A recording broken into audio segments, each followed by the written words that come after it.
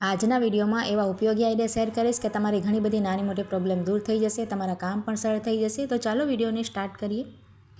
તો ક્યારેક શું થાય કે આ રીતે આપણે બટેટા બાફીએ ને તો બહુ ખૂબ જ ગરમ હોય, આપણે બાળકોને ટિફિન આપવું હોય કે પછી નાસ્તો સાંજ માટે કે સવાર માટે બનાવવો હોય તો તેના માટે આપણે શું કરવાનું, આ રીતના જારો આપણી પાસે ઘરમાં હોય છે ને તળવાનું, તે આપણે લઈ લેવાનું અને એક પ્લેટ ઉપર આ રીતે ઊંધો કરીને રાખવાનો આપણે જુઓ. અને બટેટાના વચ્ચેથી 2 ફાડા કરી લેવાના. અને ત્યાર પછી તમે ગરમ બટેટા પણ હશે ને તો પણ તમે આમ કરશો ને તો જો ઉપરથી છાલ પણ તમારે અલગ થઈ જશે અને નીચે તમારે છે ને બટેટાનો છૂંદો પણ થઈ જશે. જુઓ, બંને કામ તમારે એકસાથે થઈ શકશે. આ રીતે એકવાર ટ્રાય કરજો. જુઓ, ઉપર તમે જોઈ શકો છો કે છાલ છે ને અલગ થઈ જાય છે. પ્રેસ કરવાથી બટેટાનો છૂંદો નીચે પડી જશે. જે આપણે હોલ છે ને ઝારામાં, તેના દ્વારા જો બટેટા નીચે પડી જાય છે અને છાલ ઉપર રહી જાય છે. જો છાલમાં આપણે બટેટાને ભાગ પણ નથી રહેતો. તો ખૂબ જ સરસ આઈડિયા છે. તમે આ એક વખત આ ગરમ બટેટા આ રીતે છૂંદો કરશો ને તો જો, મારે આ ઠંડા થઈ ગયા તબ તમે ગરમ કરશો ને તો તમારે એકદમ છૂંદો સરસ થઈ જશે. તો ખૂબ જ સરસ ટિપ્સ છે, તમે એકવાર જરૂરથી ટ્રાય કરજો. ખૂબ જ સરસ આઈડિયા છે.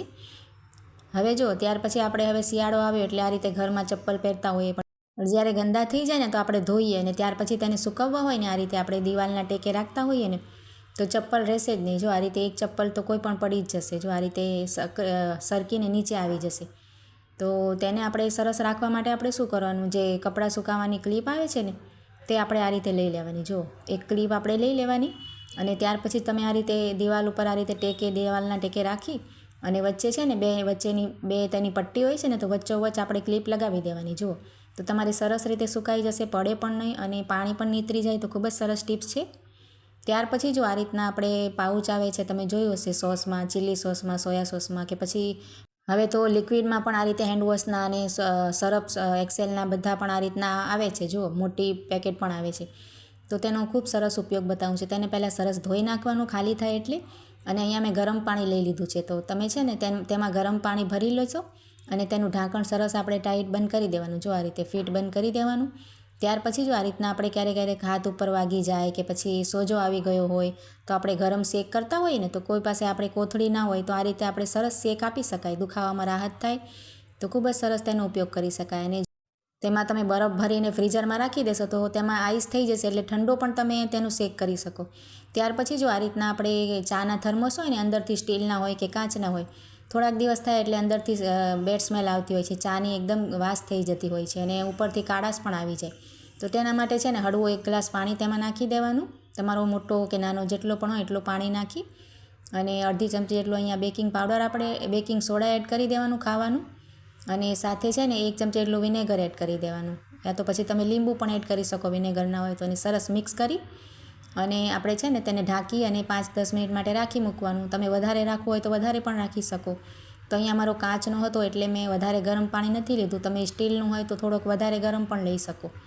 અને ત્યાર પછી આવા બ્રશથી ઉપરની કિનારી ઉપર આપણે જામી જાય ને ચાના નિશાન કાળા થઈ જાય, તેને સરસ સાફ કરી લેવાય. જો આ રીતે ઢાંકણ પર તેના આકામાં પણ નિશાન આવી જાય છે ચાના. તો આ રીતે આપણે સાફ કરીએ ને 1 મહિને કે 15 દિવસે તો વાસ પણ તેની ના રહે. ત્યાર પછી આપણે સરસ ધોઈ નાખવાનું. જો આ રીતે એકદમ ક્લીન થઈ ગયું છે. તો ખૂબ જ સરસ આઈડિયા છે.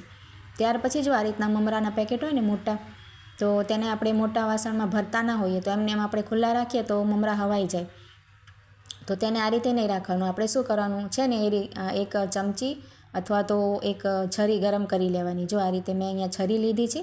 તેને ગેસ ઉપર સરસ ગરમ કરી લેવાની અને આ રીતે આપણે જેટલું પણ ખોલ્યું હોય ને તમારે એટલું આ રીતે તેમાં ફેરવી દેવાનું. ખુલેલા ભાગ ઉપર સરસ તમે પ્રેસ કરીને થોડુંક દબાવીને કરશો ને તો તમારું મમરાનું પેકેટ સરસ પેક થઈ જશે. જો આ રીતે પછી આપણે ક્યાંય પણ ટીંગાળી પણ શકાય, તેમાં ટીંગાળવાનું પણ હોય છે. અને કોઈ મોટા ડબ્બામાં રાખી પણ શકાય, એમને આપણે ભરવાની ઝંઝટ ના રહે. જો ખૂબ જ સરસ આઈડિયા છે, જરૂરથી ટ્રાય કરજો. ત્યાર પછી જો આ રીતના આપણે ક્યારેક મરચાં લઈ આવીએ તો ખૂબ જ તીખા હોય, આપણે કાપવામાં ખૂબ જ તકલીફ થાય. તો તેને કાપવા માટે સરસ આઈડિયા છે. જો આ રીતે આપણે પીઝા કટર હોય ને ઘરમાં જો આપણા, તો તેનેથી જો આ રીતે આપણે હાથ પણ ન લગાવવો પડે અને તેની ધાર પણ સરસ હોય છે પીઝા કટરની. તો આપણે આ રીતે મરચાં કટ કરી શકાય. જો આ રીતે હાથ લગાવ્યા વગર આપણે મરચો કટ કરી લીધો છે. જો આ રીતે તમે ટ્રાય કરી શકો જો તમારે બળતરાની પ્રોબ્લેમ થતી હોય ને હાથમાં. તો ત્યાર પછી જો આ રીતે આપણે એક સાબુ લઈ લીધું છે. તમારે આ રીતે નાહવાની નાની ગોટી હોય કે પછી કપડાં ધોવાની પણ તમે લઈ શકો છો. ત્યાર પછી આપણે શું કરવાનું છે ને, આપણે આ રીતે કોઈ પણ ખીલી કે ધારદાર વસ્તુ હોય ને તેનાથી આપણે છે ને તેમાં હોલ કરી લેવાય. જો આ રીતે એક કાણું પાડી લેવાનું આપણે આ રીતે અંદરના આખું કાણું સરસ પડે ને એ રીતે આપણે અંદર નાખવાનું. અને કોઈ પણ દોરી આપણી પાસે હોય ને તે આપણે ઝીણી દોરી લઈ લેવાની ને તેમાં છે ને આ રીતે બાંધી દેવાય. જો સાબુમાં આ રીતે સરસ દોરી બાંધીને તૈયાર કરી લેવાય.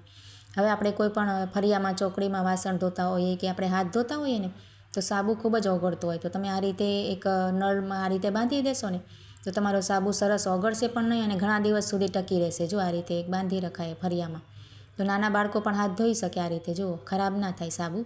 ખૂબ જ સરસ આઈડિયા છે, તમે જરૂરથી ટ્રાય કરજો અને સારો લાગે તો લાઈક કરજો.